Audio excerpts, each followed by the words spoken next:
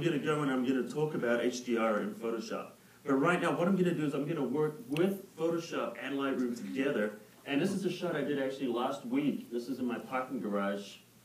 And I've got, this is Lena, she modeled for me. And this is in the parking garage in LA. And so what I've got is 3 shots here that are bracketed. And I'll explain this more in depth soon, but I've got a regular exposure right up there. And then I've got one there that I underexposed by 2 stops. And the reason I did that is because it brings out the detail in the headlights and stuff in the car. And also, you know, the skin tones and some of the reflections. And then I've got this one here, which I overexposed by 2 stops in order to bring out the detail in the shadows. So what I'm going to do is I've selected all these 3, and now I want to bring these into Photoshop. So what I'm going to do is I'm going to choose Photo, and I'm going to use Edit In, and if I go down to Merge to HDR Pro in Photoshop. So what's going to happen right now is Lightroom is going to take these 3 photos, and it's going to send them into Photoshop, and now it's going to launch the HDR inside of Photoshop. So here we go. What it's doing right now is it's taking these 3 photographs and it's merging them together into one 32-bit file. And like I say, I will in a little bit go into more detail and I explain to you, you know, the whole thing about what HDR is. Now, typically, you know, if I was going to do this, I'd probably clone out the light, you know, the light and all that kind of stuff. But for now, this is going to work fine. So what I'm going to do is I'm going to take these 3. See how you see down the bottom here? It's showing it's +2, 0, and then -2. So that's the exposure values. That's what the EV is.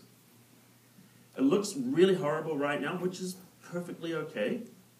That's because it's a 32-bit file. Because this is not a 32-bit projector. In fact, I don't think there is such a thing as a 32-bit projector. So you can't actually see all the detail right now. If you look at the histogram up here, and I move this little slider in a histogram, you'll see how much dynamic range is in this. And when I say dynamic range, that's detail from shadow to highlight. See that?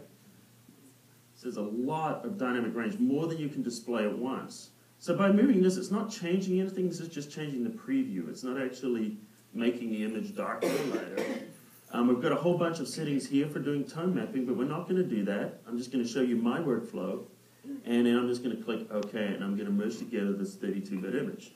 So what it's doing is it's merging these together now, and it's going to create a high dynamic range image, which is what HDR stands for, is high dynamic range.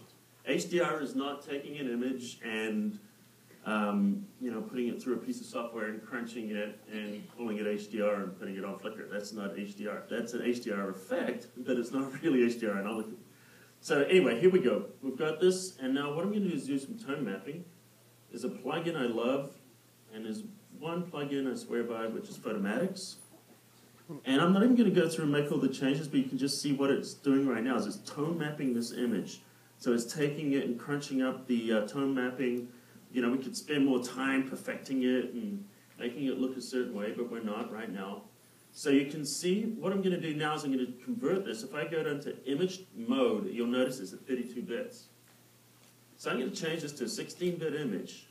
And when I do this, Photoshop wants to tone map it again because it's like, okay, you're going to throw away all this information and put all this together into a 16-bit container. Imagine a swimming pool of water, and now I have a truck. And I've got to take all that water from that swimming pool and put it into the back of a dump truck. That means I've got to leave some behind, right?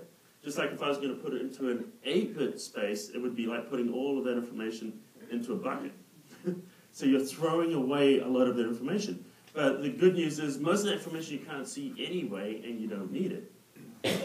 So what I'm doing is something called tone mapping, and the tone mapping is, you know, the process where you're deciding how it's going to look. It's a stylizing of the photograph. So I'm just going to choose exposure and gamma right now, and I'm just going to set the exposure to 0 and the gamma to 1. And what that's going to do is it's just not going to change what I did in Photomatics. So if we look at the photograph right now, you'll notice that, you know, the car and stuff's looking cool. She's looking horrible. And this is one of the big mistakes that people do when they do HDR, is they HDR people. And, you know, that works on an old man smoking a pipe, you know, who's sitting in valley, you know, with wrinkles and dirt and stuff, and it looks awesome. But for a young, attractive model, it's not really a look that we're going for. So this is what I like to do at this point. I'm going to go back to Lightroom and to show you a little trick. Because what I'm going to do is I'm going to find the regular exposure here, I'm going to say, you know what, this is the exposure. Let me zoom in a little bit, the thumbnail, so we can see it. And where are we? So, you know, that's looking kind of good. So what I need to do then is I need to take this image, and you can see it's _64A3072.02. Let me go and remember. Oh, I've forgotten what it is already. So, so what I'm going to do is I'm just going to right-click, and I'm going to choose this option that says here, Show in Finder. All right, so there's the file in my Finder. And then what I'm going to do is I'm just going to drag this in the Finder into, and this is a raw file, camera raw file. I'm going to hold down the Shift key and release it. And what it's going to do is it's going to perfectly position that right there inside of Photoshop. And I hit Enter. And it's a smart object. It's actually a raw file. And see how I stuck that on top of it in another layer. Now, the reason I like to work on that as a raw file is because if I want to change anything, I can change it later on very, very easily. In fact, if I just double-click, I can go here and launch Camera Raw now. And I'll take a second here. And it's not going to make a liar out of me. Let's try that again.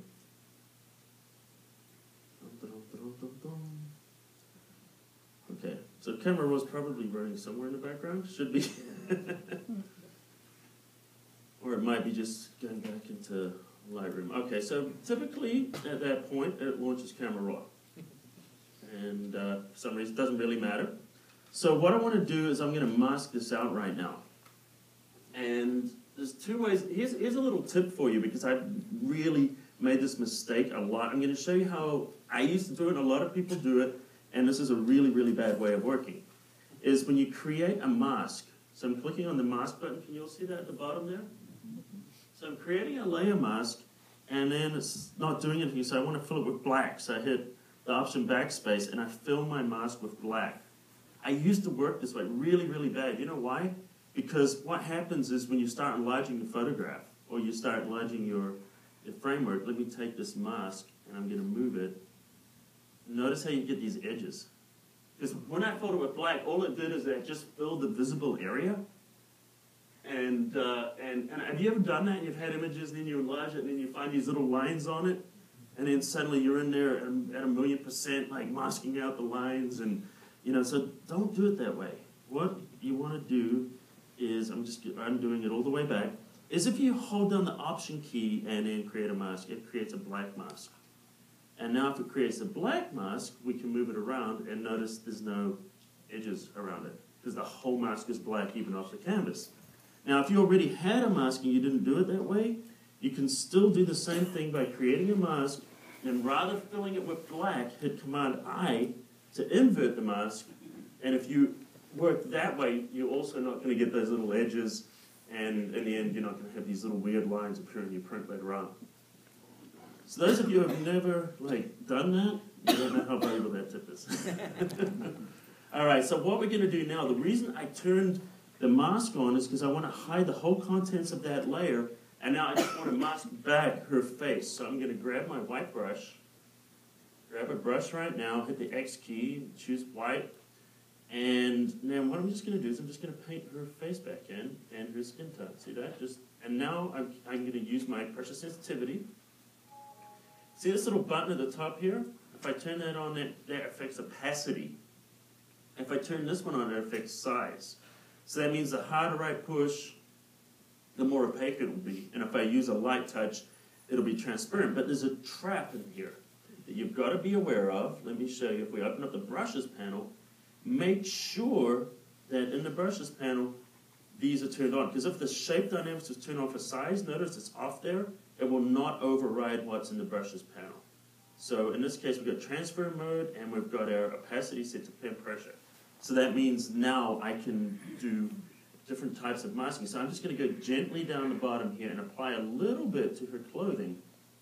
So it's mixing a little bit of the HDR with the standard photograph. And now if we look at this closer up, I haven't done any retouching or anything, so this is straight out of the camera, but look how much better she looks than that. Yeah. So obviously we're going closer, and we could work on it a little bit better and get it more perfect. But you can see where we're kind of at right now. So that's a lot better looking. The next thing I want to do is I want to create a little bit of a mood, a little bit more lighting going on, because we've got 2 lights on her. Well, there's 3 lights. There's an ambient light coming from the overhead lights, but the real lights that are working is, you can tell is the backlight, which is creating a nice room light, which is the lights on the car, which happen to be halogen, which is really nice because of that. It's a very similar color balance to what I used with that little softbox there. I've got a little EX580 in there and used that to illuminate her. Otherwise, she would have just been this, black silhouette. So what we're going to do now is we're going to create a curve here. And we're going to go down here. We're going to create a nice curve. And what I'm going to do is just darken the whole thing down. Just make the whole thing dark. And now I'm going to invert the mask. Oh, no, I'm not. No, I'm not. Sorry. What I'm going to do is I'm going to paint on this mask now with black. And when I paint on the mask with black, what it's going to do is it's going to, enable us just to paint certain areas that we want to illuminate. So down here, maybe the ground, so it looks a little bit lit up. And we're just kind of doing that. So we're kind of creating a little bit of a mood there. And, if you want to make it stronger, there's a beautiful thing about adjustment layers. I can just go back to the curve, and I can go here, and I can adjust it more. See that? So now we're creating a little bit more of an intimate kind of a shot, drawing the attention to where we want the attention to go. All right, so we're getting closer. And there's a couple more things I'll do just to kind of give this just a quick kind of an interesting look. Is what I'm going to do is I'm going to take all of these layers, and I want to sharpen it, but I want to just sharpen them all together because I've got this I'm just going to keep that as a smart object. So what I want to do is I'm going to create what's known as a composite layer, which is where I'm going to merge all of these layers together on a separate layer while leaving all those ones intact on the bottom. And what I've done is I've selected them all. Now I'm going to hold down everything, which is Shift Command Option, or just every option key that there is, and E for merge G. It's a French word. No, I just made it up. So we've just merged it. And the reason I put them up there is just so I can sharpen this. Now, typically I would sharpen this for 100%, but because we're looking at this screen, I'll just sharpen it to look nice on the screen because that's what we're looking at right now. So I'm just going to choose Filter Sharpen. So typically I would normally zoom into 100%, but it's not going to serve our purposes right now. So we're just going to go here, give it a little bit of sharpening just to give it a little bit more punch. And then finally I'm going to give it as kind of a cinematic tint. And we're going to take an adjustment layer and we're just going to fill it with a solid adjustment layer, solid color. And this is where you go very cinematic depending on what color you select. So I'm changing the blend mode of this to color. And what that does is it affects only the color and it doesn't change the luminosity. Now I'm going to take that opacity all the way down to 0. And now just give it just a tiny little bit of blue. There we go. And so you can see how we're able to create, a lot more mood and a more interesting looking photograph by, merging the HDR and a normal photo. So that's just like a little technique to get us kind of kicked off. So, obviously, I spent about 10 minutes on that. I have one here that I spent a little bit more time on. Let me have a look.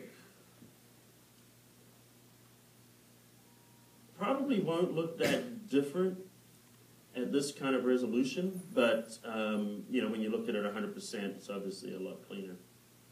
And this is the one that I spent a little more time on. From exactly the same shoot. There's going to be a lot more layers in this one. Here we go. So it's kind of the end result from kind of working on that. And if we zoom in at 100%, you'll see it's, I've actually added some film grain there, just for fun. So I'm going for a very cinematic kind of a quality. All right.